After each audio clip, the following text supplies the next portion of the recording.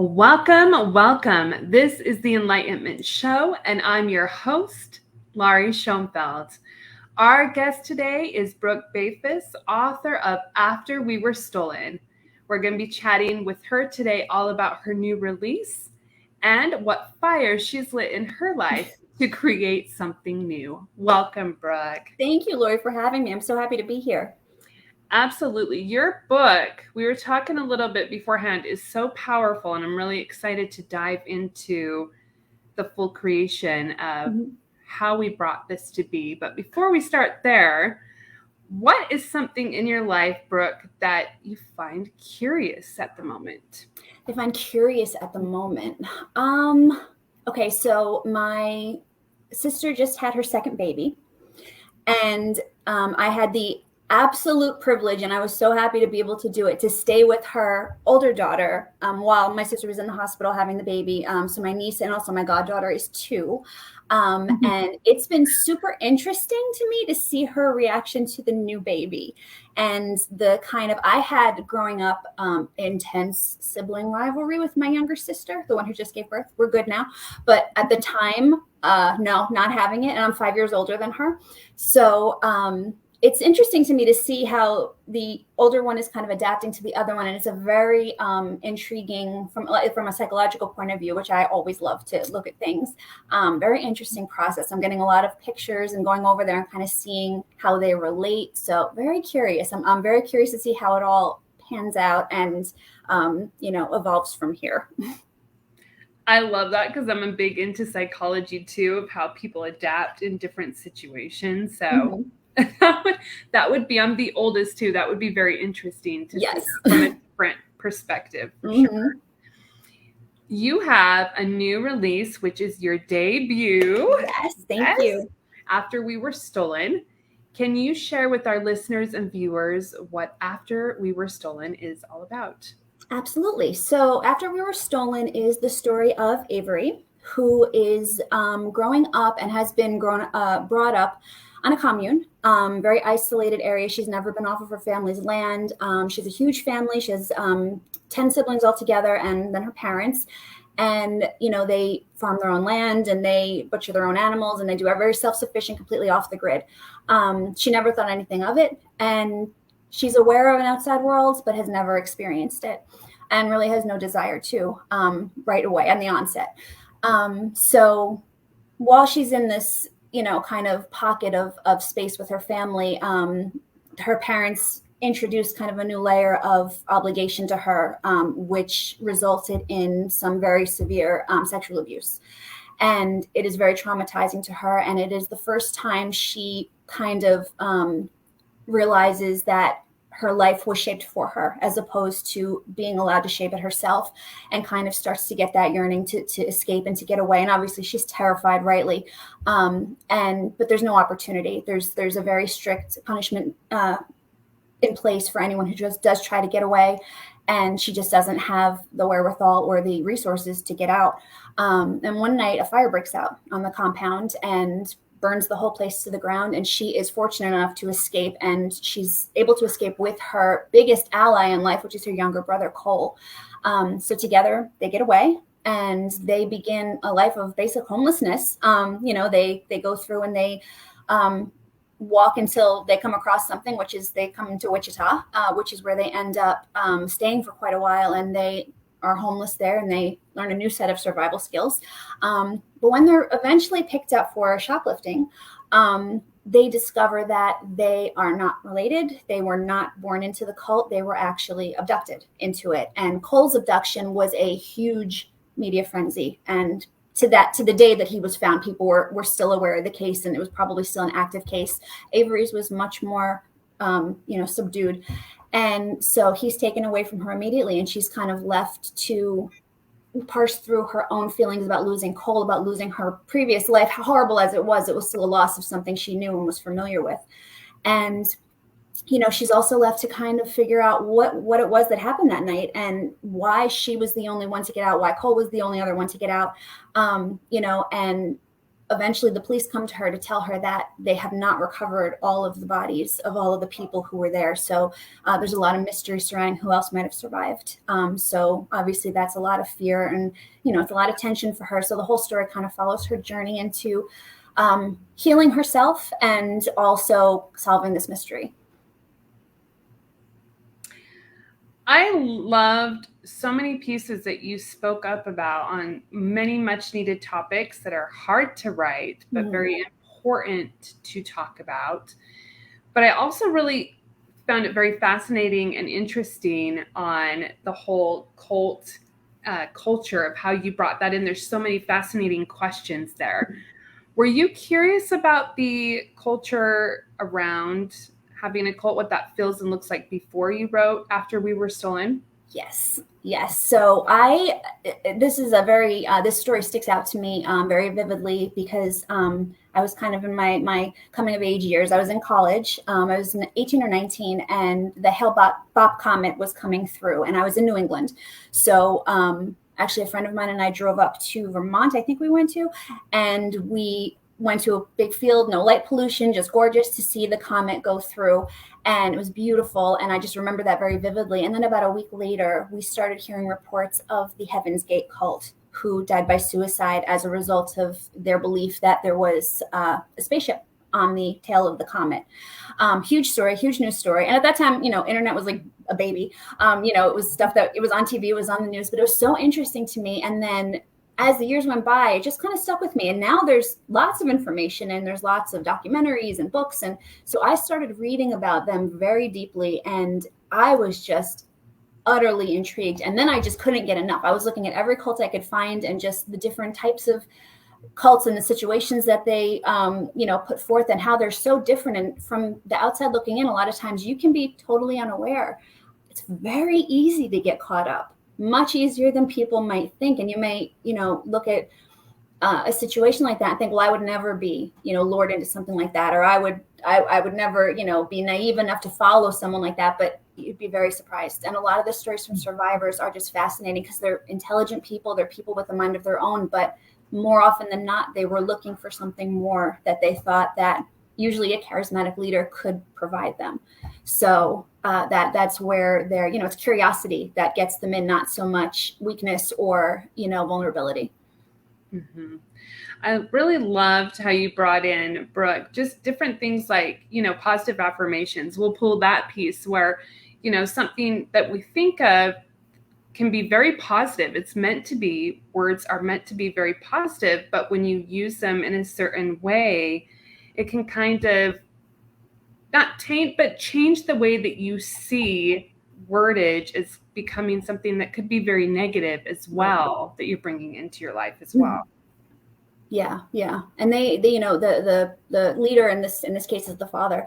And I had an interesting time trying to kind of formulate the way that his situation was going to work, because he was dealing with children, which is a lot different. Initially in the early days of his particular cult, there were adults, but he quickly grasped on that children were a lot easier to control and to mold as he wanted to. And yeah, he did a lot of that. He had a lot of power in words. He had a lot of mantras, a lot of, like you said, affirmations. They had to share a sign of hope, something hopeful that they've seen or something that, made them happy. And for him, it seems to be coming from a place of hope and kindness, but it's very sinister, especially for the kids. It's almost like, they're put in this heinous situation where nothing is positive and nothing is good. They're faced with all kinds of abuse and constant work. And now they're forced to, tell me something good that happened to you today.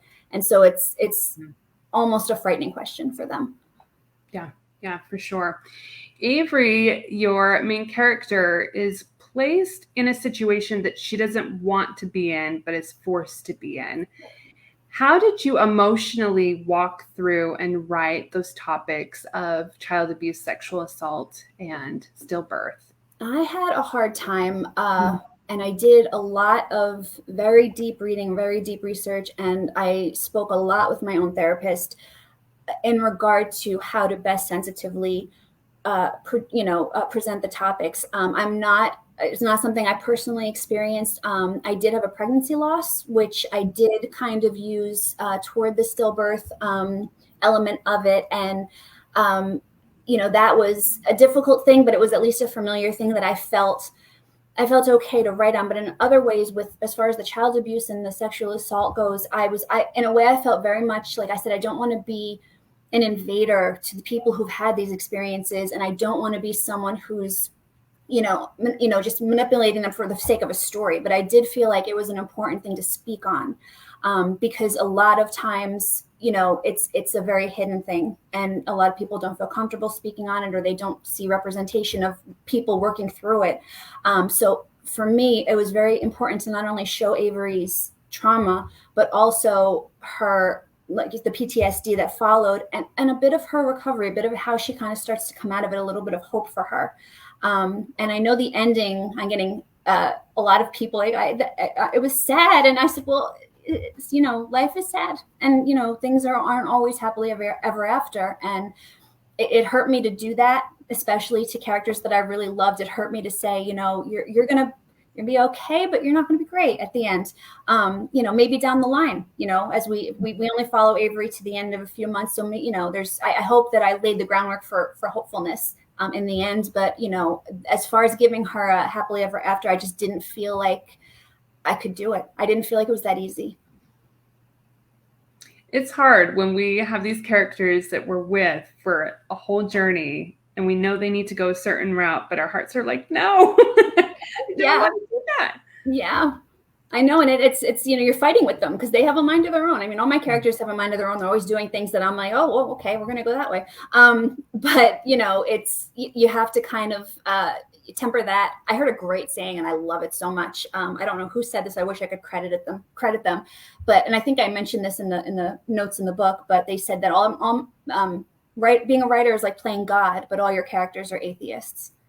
So it pretty much says it all to me. That is perfect as far as how I feel when I'm putting characters on paper. So, I try and respect them and what they'd like to do, and gently guide. And, in this case, it wasn't, Avery wasn't seeing full recovery, and she wasn't, seeing, neither was Cole. I think Cole actually had a very difficult journey as well. And, he also had a lot of work to do.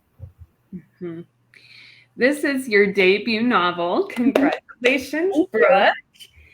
How did your journey go so far from the idea of once you started after we were stolen to now publication? What's a few things that you walked through during that time frame? So it was so interesting because, and I'm sure everybody that's heard me talk has heard this a million times, but I did enter as a result of a writing prompt contest that, somebody sent me on Facebook, a friend of mine. And I thought it was such an interesting, I was like, oh, somebody, in the prompt, in my example that I used, it was an example of a cult member who wakes up after her cult has died by suicide, and she just happened to not. It's not that she didn't try to go with them. She just happened to survive. And I started to get into that mindset. And then the more I spent time with it was Avery eventually, the more I kind of got more out of her story, and I understood more of what she was doing. So, getting it done, the writing was actually pretty quick. Once, this is one of the few books, and I've done a few before that are still in the wings, but this is the first one I actually plot out and I put on paper and did an outline for. I never did that before. I gave her a little wiggle room, but I did try to lay it out because I knew that the timing was going to be very important. But yeah, the writing element of it went very quickly. The editing, of course, as always, took a lot longer. Mm-hmm.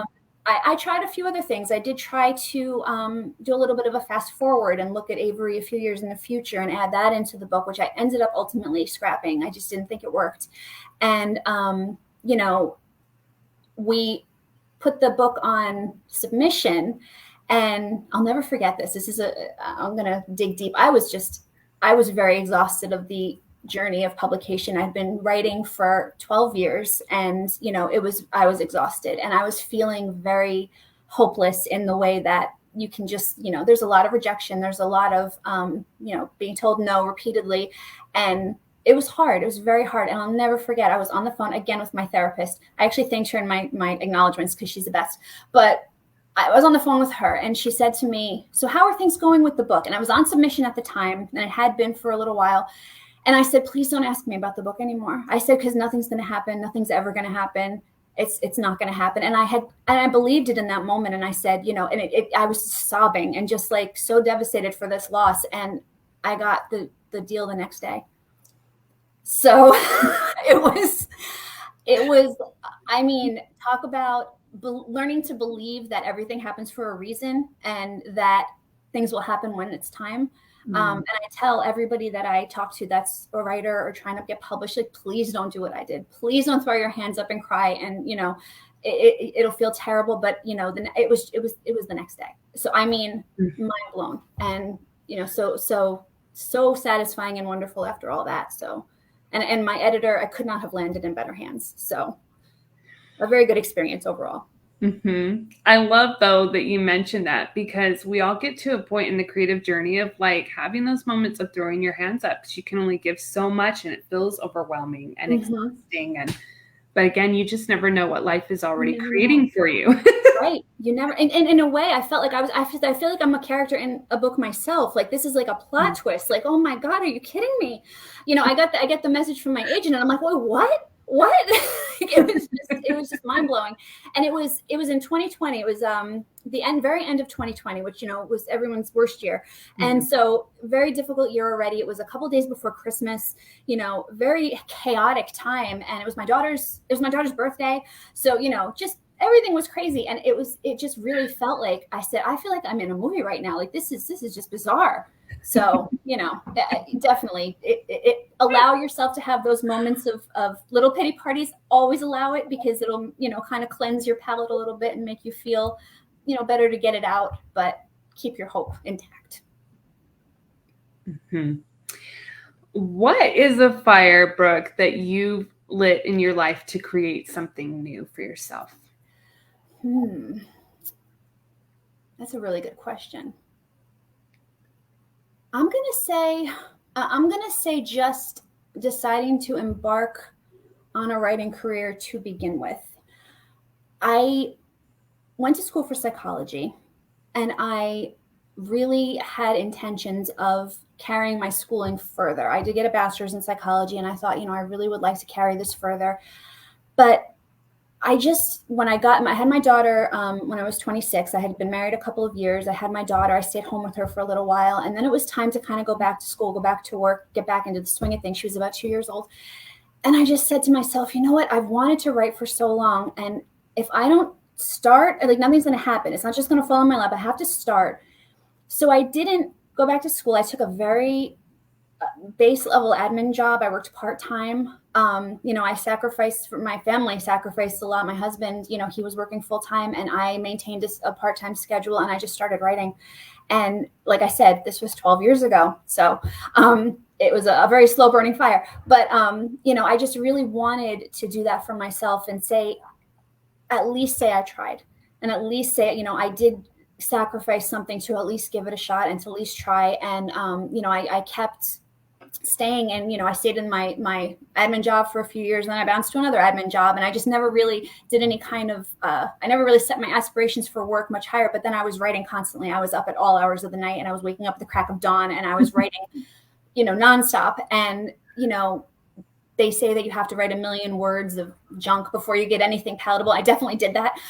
So, you know, I feel like that was a fire for me. That was the decision to strike a match and say, okay, I'm gonna, you know, I'm not going to try to career root it. I'm going to try to be a creative person and see what happens. And it was a gamble. And I appreciate my husband and my family so much for supporting me in that. My husband's also a very creative person. He works for a museum. So, you know, he understood, and it just, thankfully it worked out. How did you take your bachelor's degree in psychology and use that to help support you with Avery and your characters within your book? So I always, despite not continuing my schooling, I did continue my research, and I did continue learning a lot about, specifically, I was very interested in trauma. I was very interested in trauma responses and reactions, because there's no escaping trauma, regardless of what kind of a blessed life you live. Everyone is affected. You can think, you know, look at anybody and say, oh, they have a great life, they have a perfect life. And, it's just not the case. Everyone is affected. The smallest things can traumatize, even if they're good things in some cases. It's never something you're going to escape. So I feel like trauma is not necessarily not a hurdle that is unnecessary. It's something that shapes you as a person. So I really am interested to look at, and I did a lot of research for Avery to look at how people respond and how, things start to kind of percolate or die down, or what you push away and what you allow to rise to the surface, and, how and when you deal with things. So I really tried to give her a respectful, timeline of, feelings and the ability, I wanted to give her room to feel all those things and to experience all those things and show them to the reader, so that it wasn't kind of a flat, like, oh, well, she, had a terrible thing happen. She was abused, so obviously she's messed up.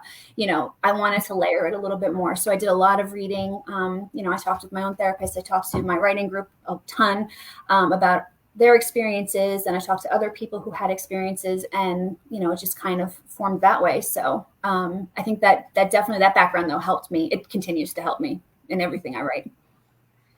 How do you think that your mind protects us from those traumatic events? There's a lot of disassociation happens. You might not know it. You might be aware of it. There's, most extreme cases of people who, have dissociative disorders that, truly do just completely black out or unable to remember. One of my favorite books when I was growing up was 1,000 Acres, which is a modern retelling of King Lear. And a big theme in that is incest between the father and the daughter. And the one daughter who experiences it is very angry and very, furious in life in general. And her older sister has absolutely no recollection of it ever happening until she's told, and completely blacked it out. And I really return to that a lot, because I think that juxtaposition is very interesting in the way that, it can spurn anger or, complete oblivion. But in neither of those characters, it didn't spur any kind of self-pity. They both were very, definite about how they felt about their situation, but it wasn't. And I think in the book, Toby talks about this a little bit. He says, don't throw yourself a pity party, because you'll be the only one who shows up. And, there's a difference, I think, between allowing yourself to express and feel your feelings about a situation and, working through your own trauma, and just kind of sitting back and saying, well, I was a victim of something, and now that's going to be my identity. It should definitely be more than that. It should be something that shapes you into something better. Thank you, Brooke, so much for being a survivor myself. I really appreciated just what you said right there of you can always shift and change no matter what you're in, but also speaking the truth in these topics as well and gaining that awareness. Thank you. Thank you. Oh, I'm glad it's coming across that way, because like I said, I didn't want to appear insensitive. I didn't want to appear gratuitous in my portrayal of Avery's life and her experiences and what she went through. But I did think it was very important. It was important for her character, and for a lot of people, it's to kind of see. And I did put the trigger warning in the onset of the book to kind of head off any discomfort that might emerge from that, because I know that a lot of people, it's not something that they, it's not a pleasant thing to read about. And but I do hope that people who did choose to did see some sort of comfort in there. Mm-hmm. We're going to turn it to the inner child question. Oh, okay. Are you ready? Mm-hmm. Okay. First question, Brooke. When you were a kid or a teen, what was a fruit or veggie that you like to pick and eat? Oh my goodness, oranges. Mm-hmm. Okay, so I'm not a vegetable person. You couldn't pay me. And drives my family crazy. I eat like I'm 10 years old to this day. When I was a kid, my parents can vouch for me. They'd bring home a bag of oranges and I would eat them nonstop. And so I remember eating oranges to the point of throwing up, because it was just so much acid I couldn't take it anymore. But I used to put them, and I still do to this day, I put them in the freezer and then let them freeze up. And then I just have them for hours. And, it's still my favorite to this day. My favorite thing is to do that. And that's probably one of the most healthy things I eat, because like I said, I have the palate of a 10-year-old. So. That's my go-to. So a palate of a 10-year-old, do you do like your own homemade Lunchables, Brooke? Because I totally love to do that with crackers and cheese, pepperonis, and Yeah, I have a real bad habit, and pretty much for lunch every day, my husband gets so, oh my gosh, he's like, please eat something different. I have one of the mac and cheese cups that has like 2 inches of macaroni and cheese in it, and you mix it up and you boil it in the microwave pretty much every day. I'd say every day I eat that. I just buy them by the truckload, and he's like, what? He's like, they're just so bad for you. He's like, I'll make you lunch. Like, what do you want? But I'm not like an adventurous food person at all. So, it's frustrating for everyone around me who has to like go out to dinner, and I always order a cheeseburger because I don't want to handle anything else. But if like you said, like snacks and things like that, like little things and making my own little like charcuterie situation is definitely a good thing for someone like me. Yeah. High five to you, Brooke, because I eat like you. I'm a chicken nugget and nacho kind of girl all the time because it's stationary and good, and you can't really do those wrong. I mean, it's comfort food. You're never going to go wrong. What is an object that made you feel safe when you were a kid? An object that made me feel safe. So I had, when I was too young to remember, but I had it until I was old enough to be cognizant of it. I had a teddy bear that was, I don't know if it was a particular type of teddy bear. It was very specific looking. It was kind of stiff, and he had very kind of coarse, bristly fur. And he stuck, like he wasn't squishy and comfy, but his arms and legs stuck out. And it was my favorite teddy bear, and I loved it. And my mother always said, I never wanted dolls. I just wanted stuffed animals. My daughter's the exact same way. So I passed that along. But this particular bear, I slept with it. I always had it with me. And when I was, oh my goodness, probably in my 20s, my mother had it restored. So it was kind of brought back, and she had it restuffed and the face put on again and the whole thing done up again so that it looked like it did. And so I would say that was something that like that bear really sticks in my memory, something that was always around. And so it was really cool to kind of get it back. And now my mother built for my daughter a bear house that is taller than me. So it's a dollhouse for bears. It's at her house. And he's living in there now. So he's got lots of friends in his bear house. I love it so much. I like bears too. Yeah. They're my favorites. We have a few comments coming in. Sure. For you. Hi, Amanda. Welcome. And Abby, hello, cherries. We had a cherry tree. Ooh, I like cherries too. Cherries are my other favorite. I adore cherries. Mm-hmm. Adore them. Warm, so summertime's my favorite because I can go get my cherries out of the grocery store. But yeah. Yep, 100%. She also, yep. And the I like the teddy bear emoji with the aw. Teddy bear love. Third question. This is going to be fun because you said you're not too investigative with your food. So what is the oddest food combo that you've liked and tried, or you've just tried? Okay. I have a horrible story. I was younger, and so I don't drink because I just can't handle it. But when I was younger, I didn't realize this about myself so much. So I was probably in my 20s, and I was at a party, and I think it was probably either a Jell-O shot party or something similar. But anyway, I started eating chocolate chip cookies with hummus on them for no obvious reason. They were delicious. I don't know that it's something I would go after now, but so good. And now they have dessert hummus. I kind of feel like I paved the way for the dessert hummuses, because now you can get like brownie hummus. You can get like all kinds. And my daughter loves the chocolate hummuses and all of that. And I was like, I was doing that before it was a thing. I was eating the chocolate chip cookies with hummus before it was cool to do so. But the other thing I like that I know is controversial is pineapple on pizza. I adore. Love it. Mm-hmm. Mm-hmm.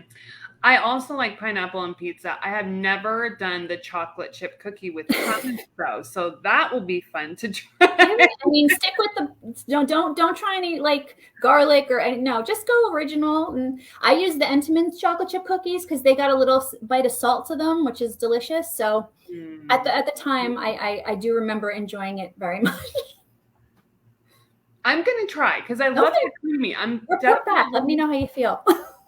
It's creamy, so it could be We'll see. Go I'll either let way. you know, Brooke. Okay. AB, you can join us on the hummus cookies, chocolate chip cookies, if you would like. Before we end today, Brooke, what is a piece of advice that you can give to our listeners and viewers on living a creatively abundant life? I think it is so important to enjoy the things that you enjoy without a fear of judgment. I don't think there's such a thing as a guilty pleasure. I think if you really want to live, to your fullest and, feel everything that you're meant to feel and that you want to feel, you really need to kind of sit back and say, this is something I enjoy. I don't care what people think. If I want to do X, Y, Z, this is what I enjoy. I love reading books that were my favorite when I was a kid. My husband went to a library sale 2 months ago and brought me back a carton. He got it for $5 of every Babysitter's Club book that ever was. And I was over the moon. I'm every night in the bathtub with one of them, just hanging out, reading. And I mean, I'm 44 years old and this is what I'm doing, but I don't care. It makes me happy. And, I don't think that you should really be judged for what you love, and if it's something that you really enjoy, be it, entertainment or an activity, don't let people make you feel bad about what you love and just go for it and do it. Mm-hmm. I love so much that he found a carton. That makes my heart so joyful. He brought it home. I was like, and I was away at the time. I was editing and I had checked myself into a hotel for 5 days to do this massive edit on my second book that's coming out in August of next year. And I just locked myself up and I went to this hotel and he called me to tell me that. And I'm like, I cannot get home fast enough. I was like, you told me that when I'm here? Like, oh my God, now I have to know that that's waiting for me and I could be reading right now. But, yeah, so it was a very cool thing. He's like, I got it right away. That's a good husband, knowing what his wife likes, and Yes. a treasure for sure. Hi, Jessie. Welcome. Jessie said, I love that advice. Fantastic. Oh, thank you. Advice, Brooke. And AB has a question for you. Have you thought about After We Were Stolen becoming a movie or a mini drama? That's a great question. Love it. I would love it. I think it would do really well as I'll throw it out in the universe as a Netflix project because I really do enjoy their series and the way that they kind of put things out. They have a lot of success with their piece series. I think I would like that better than a movie, just because it gives you more room to explore and more room for character development and more room for, even if the plot isn't that long, you really can allow the characters to move through it and experience everything. And people keep asking me if I have a cast in mind for this book, and I just don't. I'm like, I can't think, like, my head is not there. I have them in my head the way I see them, and I'm like, I can't picture putting, so I'll leave that. If should this come to fruition, I'll leave it to the casting directors, and I'll just have to, see what they come up with, because I am absolutely at a loss as far as, like, they just are in my head the way that I see them, so. Mm-hmm. They're your dear friends. They've been sitting with you for a while. They hang out with me all the time. Where can our listeners and viewers find you if they have any questions for you about your book after the show? So I have a website, brookebeyfuss.com. And I was telling you earlier, I'm the only Brooke Beyfuss on the planet Earth. So if you Google my name, you will find me. So brookebeyfuss.com. And I have my email is on there. So if anybody wants to email me, they're free to do so. I'm on Instagram and I'm very responsive on Instagram. And that's at Brooke Beyfuss. I have a TikTok at Brooke Beyfuss. I posted one video of my cell phone when everybody was doing that cell phone aesthetic thing, but I'm on it all the time. I just don't post. So feel free to message me on TikTok. I'm sure I'll see it. I just don't post, but and I'm on Facebook. I have a Facebook author page for Brooke Beyfuss as well. Thank you so much for being here with us, Brooke. It's been an absolute pleasure to talk about you and celebrate After We Were Stolen. Thank you so much. It was so much fun. Thank you. You're so welcome. Thank you so much for all of those who have joined us live today and will be also listening on the pre-recording. We're grateful to have you here. And remember, as you go about your week, to find something that is working for you within your life. This is your story. Create something that you would like to create. You can choose whatever you want at any given point. And we will see you at this time, 12 o'clock p.m. Mountain Standard Time on Monday, right here for our next show. Much love, everyone. Thank you, Brooke. Thank you so much, Lori.